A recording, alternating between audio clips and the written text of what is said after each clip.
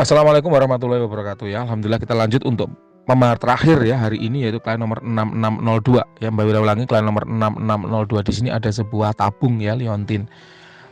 Sebelum Mbak Wira lakukan terawangan, Mbak Wira disclaimer dulu nih, bahwa yang pertama yaitu Mbak Wira tidak tahu ya benda ini milik siapa, belinya di mana, harganya berapa, ataupun praktisi yang beritual siapa. Mbak Wira tidak tahu dan juga tidak mencari tahu. Itulah kenapa apapun hasil terawangannya benar-benar murni ya, tanpa ada niat, tanpa ada keinginan ingin menjatuhkan siapapun, karena memang Mbak Wira nggak tahu siapa pembuatnya gitu, ataupun praktisinya siapa. Yang kedua adalah Mbak Wira tidak jualan minyak ya, Mbak Wira tidak jualan minyak, sehingga kalaupun nanti hasil terawangannya kurang indah gitu, itu benar-benar jujur hasil terawangannya, tanpa ada unsur ingin menjatuhkan produk orang lain karena unsur persaingan usaha. Ya tidak ada, karena toh Mbak Wira nggak jualan minyak gitu loh. Jadi buat apa Mbak Wira ngejatuhin atau ngejelekin produk orang lain kalau Mbak Wira nggak jualan benda seperti ini gitu. Ya ini yang perlu dipahami bersama. Oke, kita kembali. Jadi benda ini kesimpulannya adalah kosong ya Mas ya, tidak berkodam, tidak berenergi ya.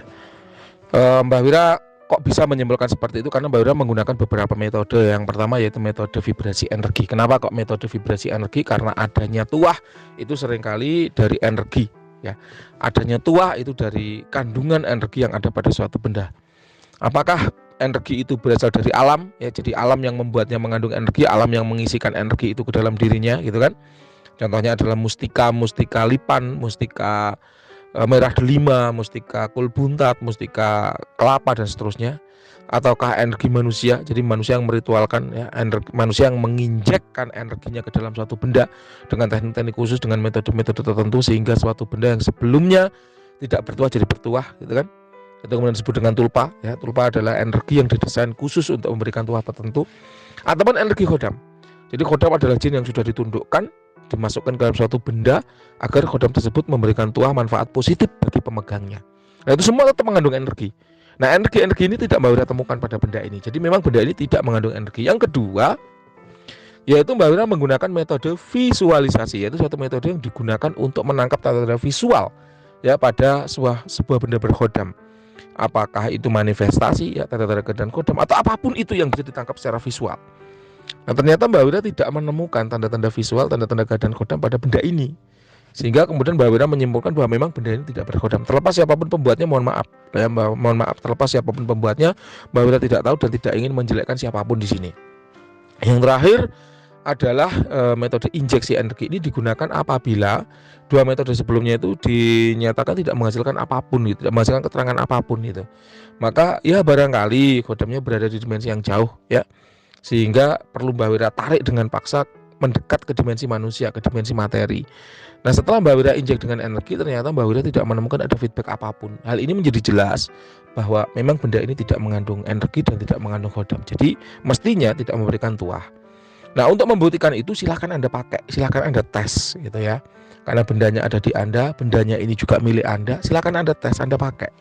Benar-benar memberikan tuah nggak? Benar-benar memberikan perbedaan nyata nggak antara tidak memakai benda ini dan dengan memakai benda ini gitu caranya ya. Barangkali Mbak Wira yang salah, bisa jadi ya, tapi karena bendanya ada di Anda, silahkan Anda pakai, Anda tes, Anda pakai secara langsung untuk ya melaksanakan tugas tertentu atau menyelesaikan hajat tertentu. Apakah memang benar ada manfaatnya atau enggak gitu ya.